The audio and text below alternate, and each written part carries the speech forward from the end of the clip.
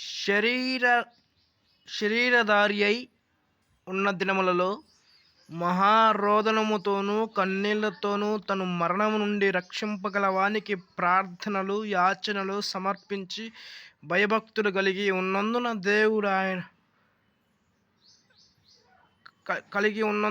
ఆయన అంగీకరింపబడిను.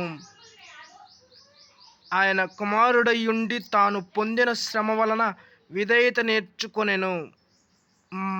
మరియు ఆయన సంపూర్ణ సిద్ధి పొందినవాడై మెల్కీసెదెకు క్రమము చొప్పున ప్రధాన యాజకుడిని దేవుని చేత పిలువబడి తనకు విధేయులైన వారందరికీ నిత్య రక్షకుడాయను. హెబ్రీ పత్రిక